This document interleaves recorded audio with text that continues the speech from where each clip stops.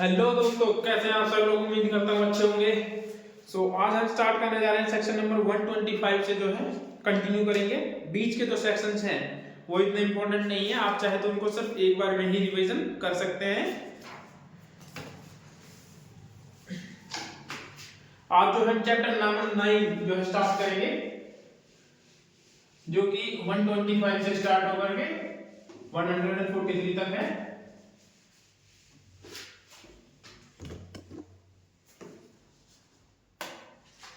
Chapter number 9 जो 125 से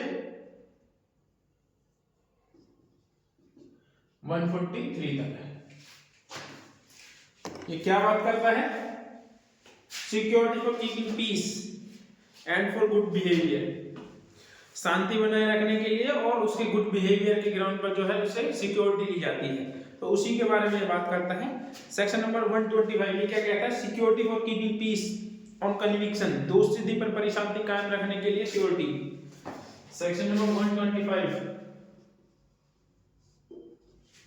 क्या कहता है? देखो, when a court of session or court of magistrate of the first class convicts a person any of the offence specifically in subsection 2 of abetting any such offence and is so opinion that it is necessary to take security from such person for keeping the peace। ये क्या कहता है कि court of session और जो जेएमआईसी, court of session और judicial magistrate first class JMFC जो है, ये दोनों जो है किसी ऑफेंस में किसी व्यक्ति को जो है कन्विक्ट करते हैं।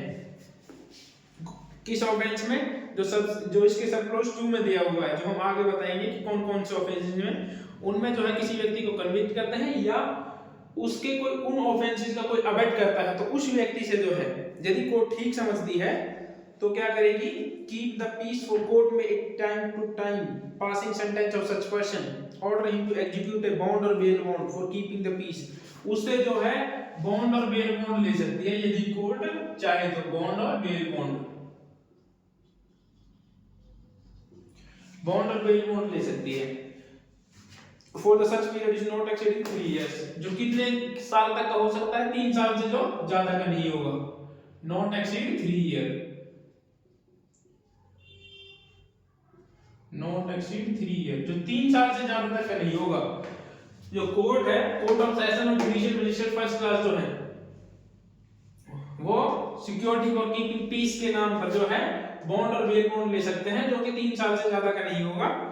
और जो है कौन कौन से ऑफेंसेस की बात करता है, जिसमें कहा गया था कि पहले इसमें कहा था कि कोर्ट ऑफ सेशन और जुडिशियल मजिस्ट्रेट जो है सब क्लोज 2 में जिस ऑफेंसेस में जो है लायबल करते हैं, तो वो चाहे तो कोर्ट जो है कीपिंग मेंटेन पीस बनाने के लिए जो है 3 इयर्स तक की जो सिक्योरिटी ले सकती है। कौन कौन से ऑफेंसेस है? देखो, सब क्लोज 2 क्या कहता है? ये 1 हो गया। कौन कौन से ऑफेंसेस की बात करते हैं, किन ऑफेंसेस में ली जा सकती है? Chapter number 9 of BNS, chapter 9 of BNS, जो बीएनएस के चैप्टर 9 में है। ठीक है, चैप्टर 9 अरे काउंटरफीट है ना चैप्टर 9 में, वही होंगे। और इसके बाद कहता है offence punishable under subsection 1 of section 193 and और सेक्शन 196 और 197, जो ये 3 सेक्शन है ये भी है इसमें। 193 का 1, 196, 197, इन ऑफेंसेस में। फोर्थ कहता है any offence which consist of including assault और यूजिंग क्रिमिनल फोर्स और कमिटिंग मिसचीफ। तो इसमें दूसरा कहता है असॉल्ट, क्रिमिनल फोर्स, मिसचीफ, इन 3 ऑफेंसेस में। आगे क्या कहता है? Any offence of criminal intimidation, any offence of criminal intimidation,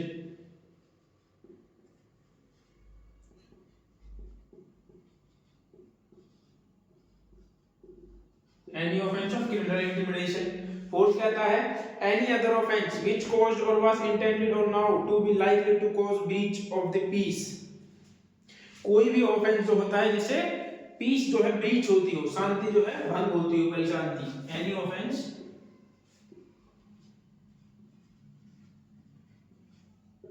breach piece,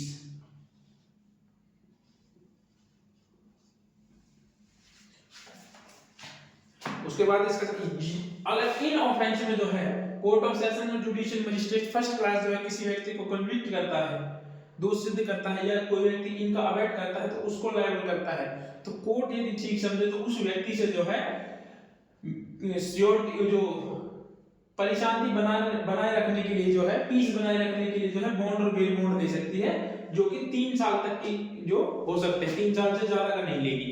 अब क्या कहता है थर्ड, इसका कहता है थर्ड क्या कहता है, if the conviction is set aside on appeal or otherwise the bond or bail bond so execute shall become void। अब ये कहता है कि जो सबसेक्शन 1 में जो कन्विक्ट किया गया था ना, यदि कन्विक्शन की अपील में कन्विक्शन की अपील गई और कन्विक्शन की अपील में जो है अपीलेट कोर्ट ने उसको कन्विक्शन जो हुआ था उसको सेट क्या कर दिया, कन्विक्ट को जो है छोड़ दिया, सेट असाइड कर दिया, कन्विक्शन को सेट असाइड कर दिया, तब क्या होगा उस कंडीशन में जो ये 3 साल की इसने श्योरिटी ले रखी है ये वॉइड हो जाएगी, वही खत्म हो जाएगी, श्योरिटी जो होगी उसके बाद में वॉइड हो जाएगी, सिक्योरिटी वॉइड हो जाएगी, जो श्योरिटी उसने ले रखी है कोर्ट ने वो वही खत्म हो जाएगी, जहां पर जो है अपीलेट कोर्ट ने उस कन्विक्शन को जो है सेट असाइड कर दिया, कन्विक्शन सेट असाइड, कन्विक्शन को सेट असाइड कर दिया जहां पर। फोर्थ कहता है an order under this section में be also made by the appellate court exercising the power of revision.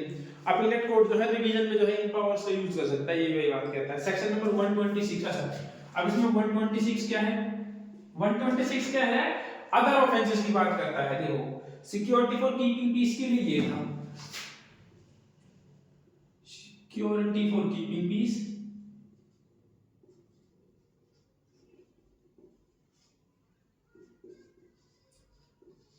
ये तो कुछ ऐसा था, ये एनी मैटर में एनी से अलग मैटर जो है कुछ है, security for keeping peace in other cases में, ये किसकी बात करता है, अदर केसेस की, जो इससे अदर केसेस है उनकी बात करता है ये।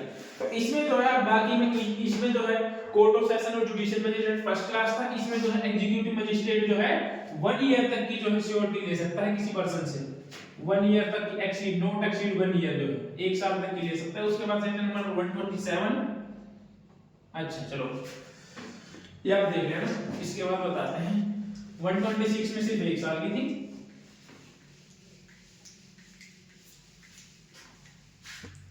Section number 127। अच्छा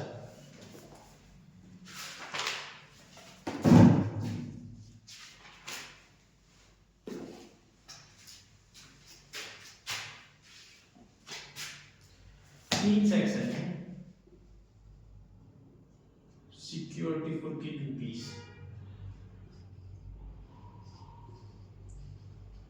सिक्योरिटी फॉर कीपिंग पीस के लिए जो हम बात कर रहे थे 125 और 126 हमने कर लिया। 126 अदर केसेस की बात कर जाए जो 125 से अलग है, तो उनमें जो है एग्जीक्यूटिव मजिस्ट्रेट जो है वो जो है इसमें श्योरिटी ले सकता है किसी पर्सन के लिए, जो होगा 1 ईयर तक की श्योरिटी वो ले सकता है, और बाकी सेम ही है जो भी है। अब इसमें बात करते हैं, ये बात करते हैं 127, 128, 129। ये क्या कहते हैं देखो, security for good behaviour from person disseminating certain matters, security for keeping peace या गुड बिहेवियर,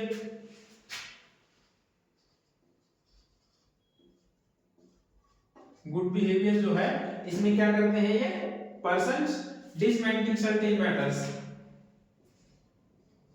डिसमेंटेनिंग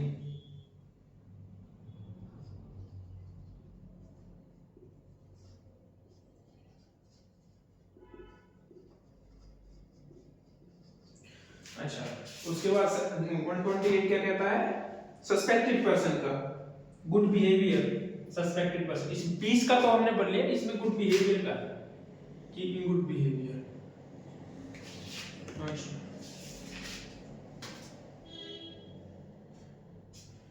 गुड बिहेवियर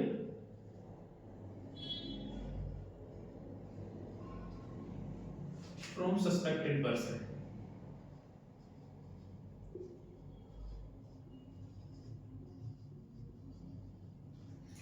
129 क्या कहता है?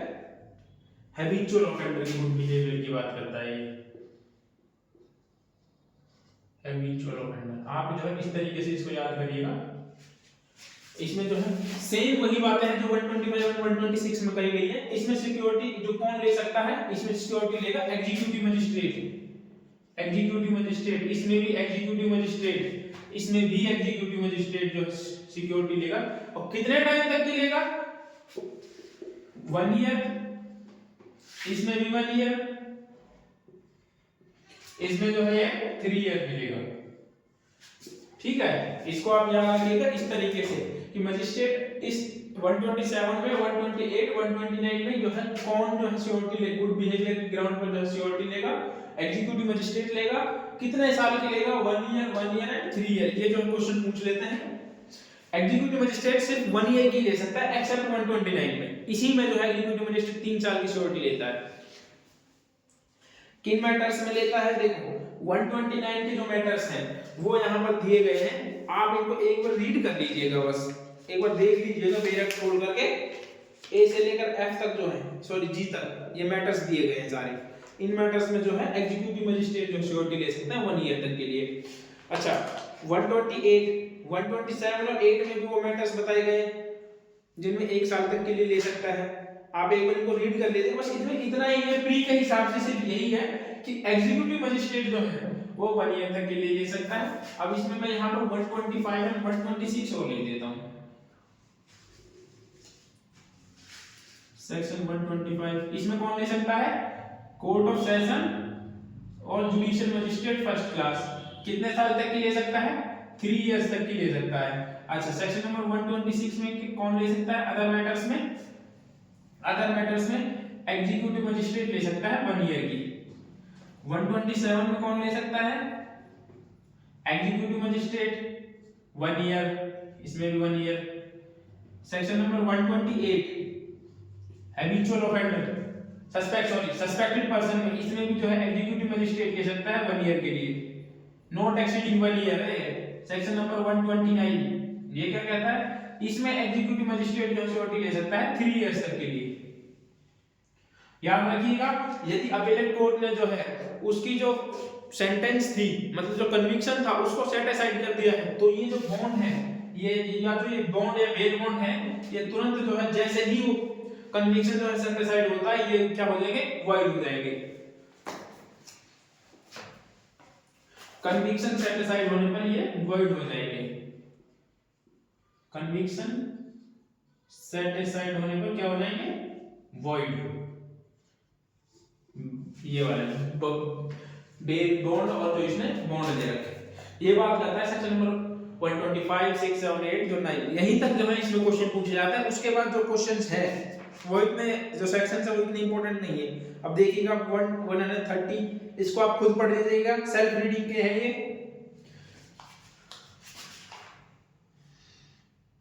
देखो 134 power to dispense with personal attendance, व्यक्तिगत हाजिरी से कब किसी व्यक्ति को जो है छूट दी जाएगी। मजिस्ट्रेट को यदि ठीक लगता है, सफिशिएंट कॉज है डिस्पेंस और पर्सनल अटेंडेंस से, तो वो जो होगा गुड बिहेवियर के ग्राउंड पर जो है उसके एडवोकेट को अपीयरेंस के लिए बोल सकता है। ये कहता है 134। 133 कहता है copy of order to accompany summon of warrant, उस समन ऑफ वारंट की कॉपी वगैरह की बात करता है, तो 130 और 132 में इशू में उसके, तो इनको जो है आप कर सकते हैं। अब जो है स्टार्ट करेंगे चैप्टर नंबर 10। ये था चैप्टर नंबर 9, जिसमें से सिर्फ प्री के हिसाब से इतना इंपॉर्टेंट है। बाकी जो सेक्शंस है वो आप सिर्फ सेक्शन याद कर लीजिएगा, उनसे भी जो काम चल जाएगा।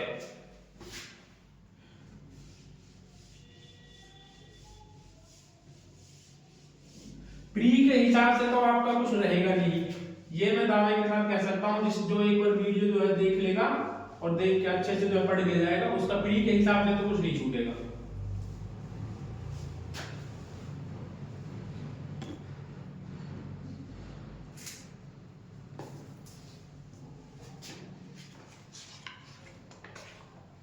अब हम बात करते हैं chapter number 10, order of for maintenance of wife children and parents, wife children and parents.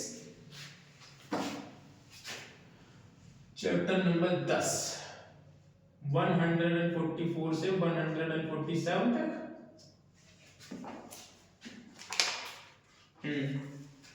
ये कहता है, मैं इसको सिंपल लिख देता हूं, मेंटेनेंस किसका, वाइफ, चाइल्ड और पेरेंट्स। अच्छा, फर्स्ट क्वेश्चन तो ये कि क्या यहाँ पर कोई जो हस्बैंड है क्या 144 के अनुसार जो है क्या वो मेंटेनेंस ले सकता है, और नहीं ले सकता तो कहां पर ले सकता है, बताओ आप लोग कहां से बताओगे, देखकर तो मुझे ही बताना पड़ेगा, ले सकता है या नहीं ले सकता है। वीडियो हाँ प्रॉपर चलिए। तो इसमें जो है हस्बैंड जो है मेंटेनेंस नहीं ले सकता 144 में, 125 याद आया था पुराना वाला सीआरपीसी का। तो ये बताइए कि अगर नहीं ले सकता तो हस्बैंड कहां पर ले सकता है। हस्बैंड जो है वो हिंदू मैरिज एक्ट का HMA के सेक्शन नंबर 24 एंड 25 इसमें जो है वो मेंटेनेंस मांग सकता है हस्बैंड होगा। और जो है 124 में जो है BNSS के में 124 में इसमें सिर्फ वाइफ, चाइल्ड और पेरेंट्स ये लोग मांग सकते हैं सिर्फ। और एक सेक्शन नंबर 18 और है शायद से, दत्तक भरण पोषण अधिनियम का भी कुछ है उसमें, शायद सेक्शन 18 देख लेना आप, 18 ही होगा मेरी, यही है तीनों। अच्छा, अब बात करते हैं सेक्शन नंबर 124, ये क्या कहता है, 144 सॉरी, ये क्या कहता है।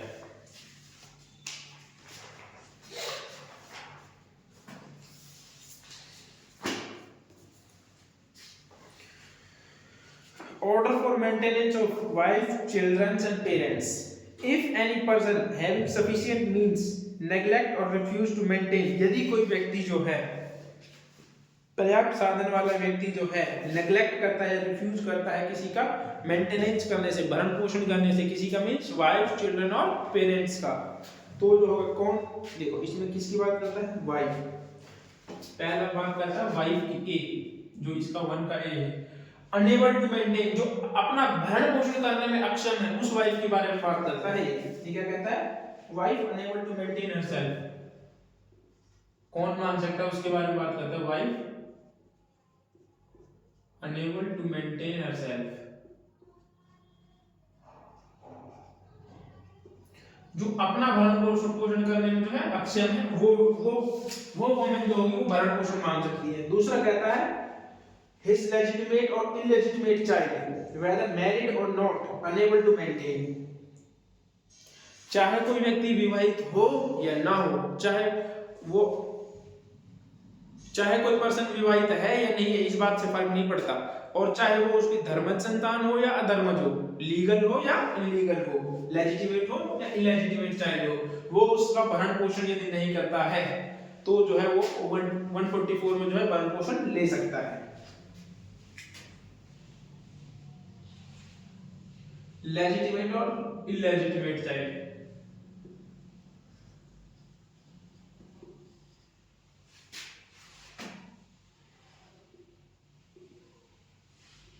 लेजिटिमेट और इलेजिटिमेट चाइल्ड क्या है, वेदर मैरिड और नॉट,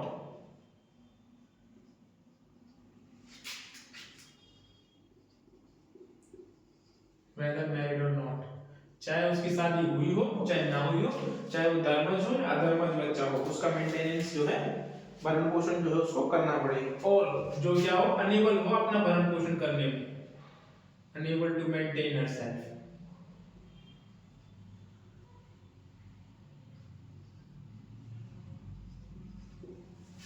वो जो है इससे भरण पोषण मांग सकते हैं। थर्ड कहता है his legitimate और illegitimate child not being a married daughter, जिसमें मैरिड डॉटर इसमें इंक्लूड नहीं है, who has attained majority, such child is by reason of physical or mental abnormality or injury unable to maintain। इसमें क्या बात करते हैं, कोई चाइल्ड है चाहे वो लीगल हो, लेजिटिमेट हो या इनलेजिटिमेट चाइल्ड हो, लेजिटिमेट हो और इनलेजिटिमेट चाइल्ड हो।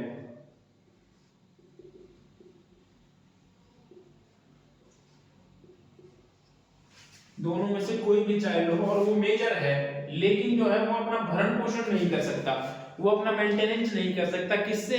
किसी मानसिक बीमारी के कारण, या फिर जो है किसी इंजरी के कारण, या अबनॉर्मेलिटी के कारण, या फिजिकल डिसेबिलिटी के कारण जो है वो अपना मेजर पर्सन है, लेकिन वो क्या है? फिजिकली डिसेबल है, फिजिकली डिसेबल, मेंटल एबिलिटी के कारण, और क्या है? इंजरीज के कारण जो है वो अनेबल है, अनेबल टू मेंटेन हरसेल्फ।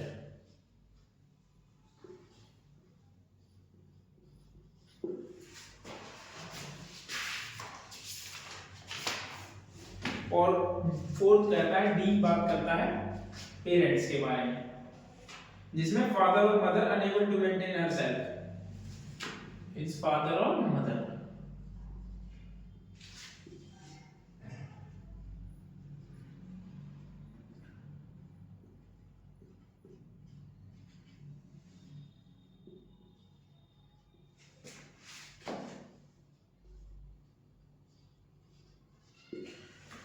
तो ये चार पर्सन है जो क्या कर सकते हैं? मेंटेनेंस मांग सकते हैं सेक्शन नंबर 144 के अकॉर्डिंग। कौन है? पहला तो वाइफ है जो अपना मेंटेनेंस, जो यदि कोई मेंटेनेंस नहीं देता है, किसी का भरण पोषण नहीं करता है, या कोई ऐसी वाइफ है जो अपना भरण पोषण नहीं कर सकती, या फिर कोई लीगल या इलीगल चाइल्ड है जो अपना भरण पोषण नहीं कर सकता, या फिर कोई लीगल इलीगल चाइल्ड है लेकिन वो मेजर है, बट क्या है? वो फिजिकल डिसेबल है, मेंटल एबिलिटी है उसमें, इसके इंजरीज के कारण जो है वो अपना भरण पोषण नहीं कर सकता, या फिर फोर्थ में जो है माता पिता है जो अपना भरण पोषण नहीं कर सकते, तो जो होगा वो व्यक्ति जो होगा उनका भरण पोषण करेगा और वो उसके लिए बाउंड है।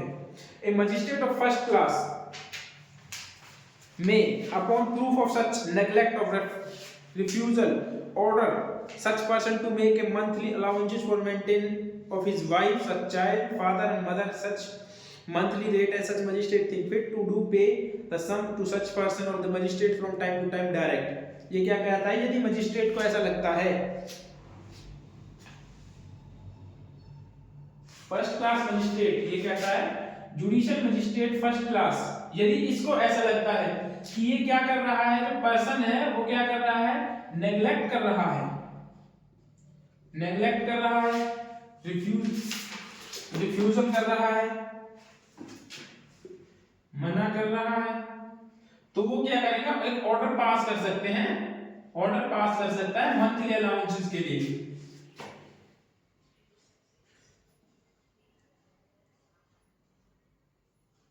मंथली अलाउंसेस के लिए जो है जुडिशियल मजिस्ट्रेट फर्स्ट क्लास जो है वो ऑर्डर पास कर सकता है। प्रोवाइडेड दैट द मजिस्ट्रेट में order to the father of the female child, इसमें जो है इसमें वाइफ के लिए भी कर सकता है, चाइल्ड के लिए भी कर सकता है, पेरेंट्स के लिए भी कर सकता है, चारों के लिए कर सकता है जुडिशियल मजिस्ट्रेट फर्स्ट क्लास। दूसरा प्रोविजन, इसका प्रोविजन क्या कहता है? प्रोवाइडेड दैट द मजिस्ट्रेट में order the father of the female, father of a female child referred in a clause B to take allowances until she attain her majority if the majority is satisfied that he husband of such female child is married is not possessing insufficient means। ये क्या कहता है कि जो पुत्री है ना, जिसकी शादी हो गई है, ये उसके बारे में बात करता है, जिसकी शादी हो गई ना, वो भी मेंटेनेंस मांग सकती है। किस कंडीशन में मांग सकती है?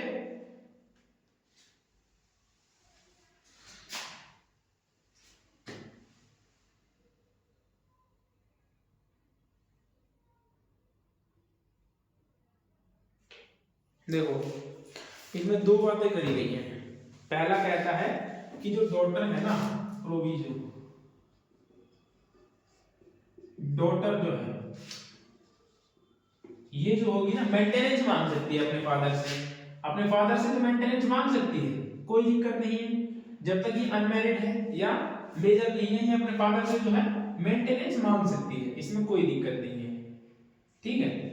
अब ये क्या कहता है, आगे कहता है कि यदि डॉटर की जो है मैरिज हो गई है, मैरिज डॉटर है, लेकिन जो है इसका हस्बैंड जो है वो इसका भरण पोषण करने में असमर्थ है, भरण पोषण नहीं कर सकता, भरण पोषण करने में फेल हो रहा है, तो क्या करेगा, कोर्ट जो है इस लड़की के फादर को जो है, लड़की के फादर को जो है मेंटेनेंस या भरण पोषण करने के लिए ऑर्डर दे सकती है, फादर को जो है ऑर्डर पास कर सकती है फादर के लिए कि आप इसका भरण पोषण करो, ठीक है। ये बात करता है कि मैरिज जो डॉटर है, मैरिज चाइल्ड है, मतलब मैरिज पुत्री है, शादीशुदा पुत्री है, उसका भी भरण पोषण मांग सकते हैं जब उसका हस्बैंड जो है अनकेपेबल हो अपना भरण पोषण, इसका भरण पोषण करने के लिए। उसके बाद दूसरा प्रोविजन वो क्या कहता है, further provided further that the magistrate may during the pendency of the proceedings regarding monthly allowances or the maintenance under the subsection order such person to make a monthly allowances for the interim maintenance of his wife and child, father, mother, and expenses of such proceedings which the magistrate consider reasonable to pay the same to the such person of magistrate may be reformed time to time। इसमें यही बात करता है कि अंतरिम भरण पोषण की बात करता है कि पेंडेंसी सूट पेंडिंग रहने के दौरान जो है, ये प्रोविजन बात करता है सूट पेंडिंग जो रहने के दौरान, पिटीशन पेंडिंग है उस दौरान जो है मजिस्ट्रेट जो है वो इंटरिम भरण पोषण जो है, इंटरिम अलाउंसेस को जो है ऑर्डर दे सकता है, अलाउंसेस का ऑर्डर पास कर सकता है जैसा वो ठीक समझे। उसके बाद का प्रोविजन वो क्या कहते हैं, provided that the application for the monthly allowances for the interim maintenance of expenses of proceeding under the second proviso shall as far to the possible dispose of within 60 days from the date of service of notice or the application of such person। अच्छा इसका ये proviso, अच्छा ऊपर से मैं मिटा देता हूं एक बार, ये ना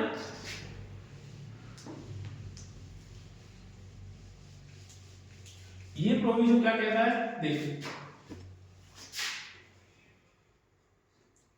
ये प्रोविजन कहता है कि जो एप्लीकेशन लगाई थी ना आपने इंटरिम मेंटेनेंस की एप्लीकेशन को कितने दिन में डिसाइड करने की बात करता है, ये 60 डेज में जो है इंटरिम मेंटेनेंस की जो एप्लीकेशन होगी उसको जो है डिसाइड करना होगा जुडिशियल मजिस्ट्रेट फर्स्ट क्लास को, और 60 डेज में, 60 डेज कब से काउंट होंगे, जब से नोटिस की सर्विस हो गई है तब से, सर्विस ऑफ नोटिस की डेट से जो है 60 डेज काउंट होंगे, सर्विस ऑफ नोटिस ये बात करता है इतनी सी, सर्विस ऑफ नोटिस की डेट से जो है 60 डेज के अंदर एप्लीकेशन लगाए, उसके बाद नोटिस की जैसे ही सर्विस हुई उसके 60 डेज के अंदर जो है जुडिशियल मजिस्ट्रेट फर्स्ट क्लास जो होगा वो मेंटेनेंस को डिसाइड करेगा। उसके बाद ये क्या कहता है, इसमें बात करता है एक्सप्लेनेशन में, देखो वाइफ का बात करता है कि वाइफ कौन है, जो जिसका डाइवोर्स हो चुका है ना वो भी वाइफ है, इसमें उसको भी जो है वाइफ माना जाएगा, और जो है जब तक वो रीमैरिड नहीं हो जाती। अच्छा सेकंड क्या कहता है इसका, any such allowances for maintenance or interim maintenance and expenses proceeding shall be payable from the date of the order or is so ordered from the date of application for maintenance or interim maintenance and expenses proceeding as the case may।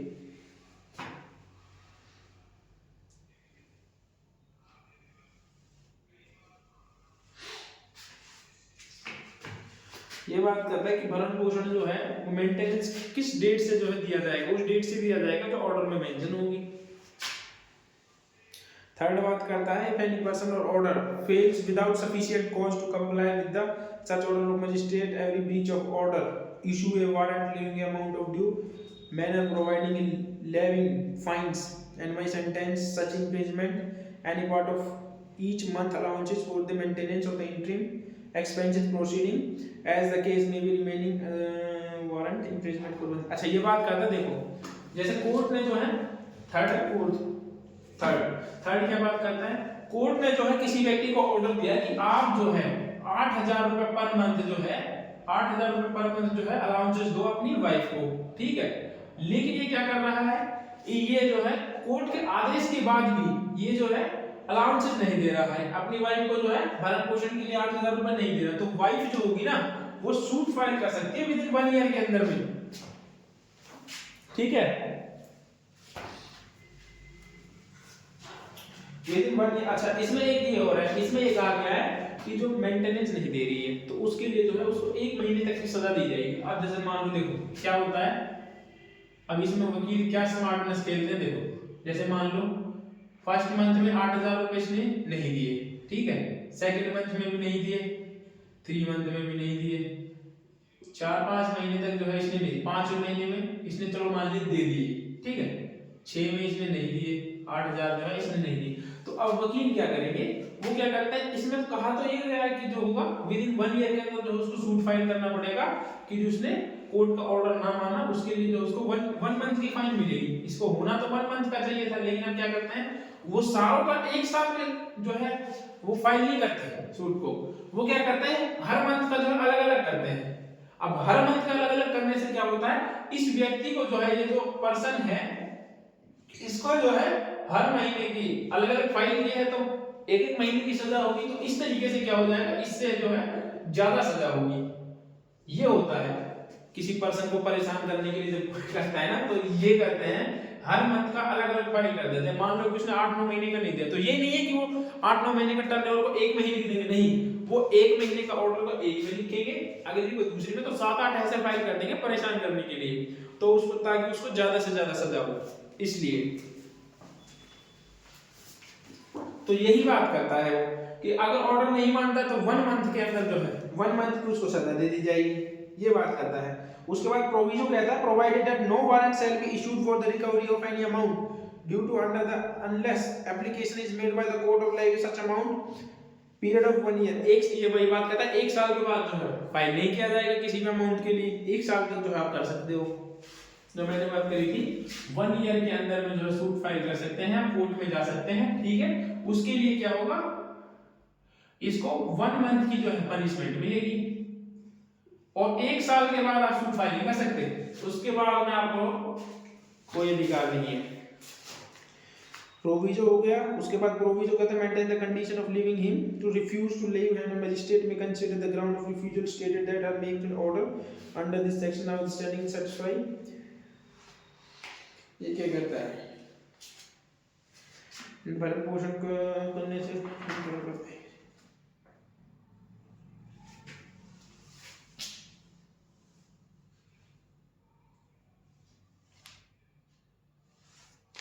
Magistrate ये कहता है, देखो यदि कोई person ये कहता है कि वो अपनी पत्नी का भरण पोषण करेगा और जो पत्नी जो है इनकार करती है, वाइफ जो है इनकार करती है, तो मजिस्ट्रेट जो है उन ग्राउंड्स पर विचार कर सकता है और जो भी उसको रीजनेबल लगे उनके लिए जो है वो ऑर्डर पास कर सकता है ना। उसके बाद कहता है फोर्थ क्या कहता है, no wife shall be entitled to receive allowances for the maintenance. अब इसमें ये बात करता है कि कब जो है लेडीज जो होगी, वाइफ जो होगी, मेंटेनेंस के लिए मेंटेनेंस नहीं ले सकती, कब कोई मेंटेनेंस नहीं ले सकती। अब ये तो होगा कि कौन मेंटेनेंस ले सकता है, कब ले सकता है, जब वो अनेबल हो। फोर्थ बात करता है कि कब मेंटेनेंस नहीं ले सकती, मेंटेनेंस नहीं ले सकती। देखो फर्स्ट क्या कहता है, कब नहीं ले सकती, maintenance entry maintenance expense proceeding husband under this section have living adultery, she is living adultery, यदि वो अडल्टरी में रहती है तो शी इज लिविंग अडल्टरी। अच्छा एक केस था जिसमें अडल्टरी को जो है सेक्शन नंबर 497 थी ना, अडल्टरी को जो है क्या कर दिया गया था, अनकॉन्स्टिट्यूशनल या फिर सेट असाइड कर दिया गया था। कौन सा केस था वो, I think Joseph sign versus Union of India था, Joseph sign versus Union of India, Singh था Shine versus Union of India. इस केस में जो है इसको अनकॉन्स्टिट्यूशनल डिक्लेयर कर दिया गया था और अडल्टरी के ग्राउंड को जो है हटा दिया था। अच्छा विदाउट एनी सफिशिएंट रीजन, दूसरा क्या है इसमें, विदाउट एनी सफिशिएंट रीजन।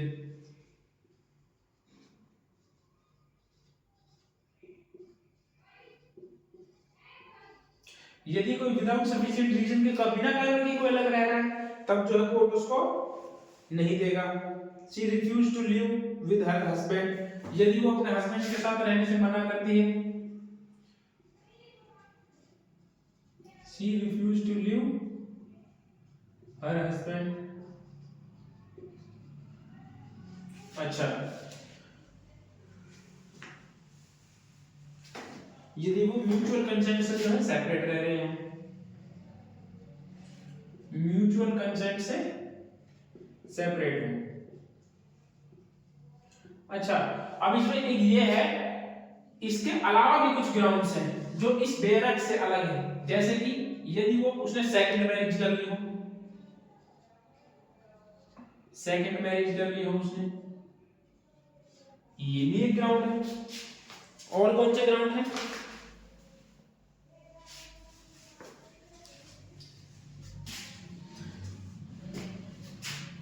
ये इससे जो है अलग ग्राउंड है। अब बात करते हैं हम सेक्शन सब क्लॉज 5 की। तो ये वही बात करता है, जब तक लिविंग अडल्टरी रिफ्यूज टू हिंदी ग्राउंड सफिशिएंट रीजन। हाँ, इन्हीं ग्राउंड्स पर जो है यदि कोर्ट को ऐसा लगता है, फिफ्थ कहता है कि इन्हीं ग्राउंड्स में जो है वो कैंसिल कर सकता है मेंटेनेंस को।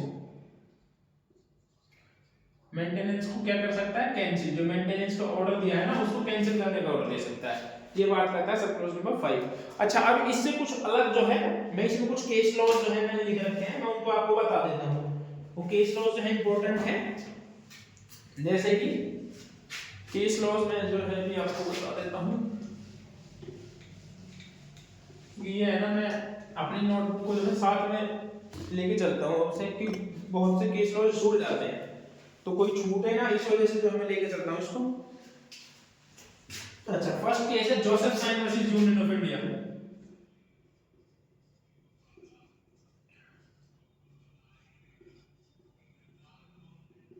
इसमें क्या कहा गया था? इसमें ये कहा गया था पहला, हस्बैंड जो है ना अपनी वाइफ का जो है स्वामी नहीं है, तो इसमें ये कहा गया था कि हस्बैंड अपनी वाइफ का स्वामी नहीं, पति अपनी पत्नी का स्वामी नहीं है।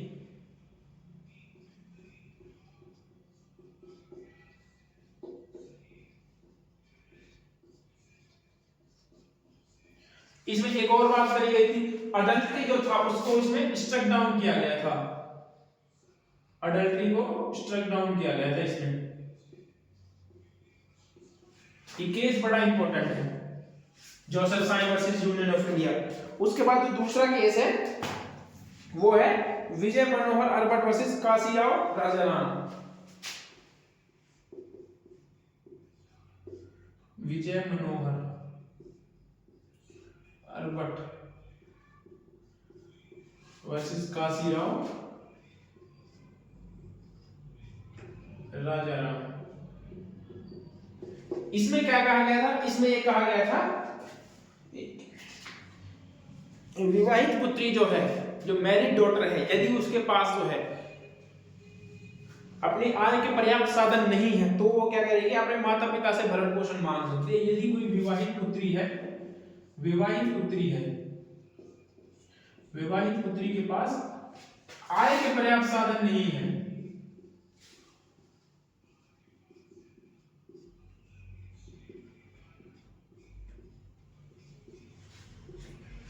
तो वह अपने माता पिता से भरण पोषण मांग सकती है।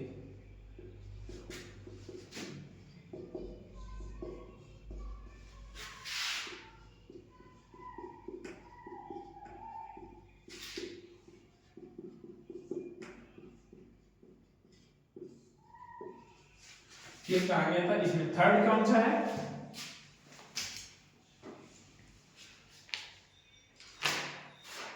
थर्ड की बात करते हैं।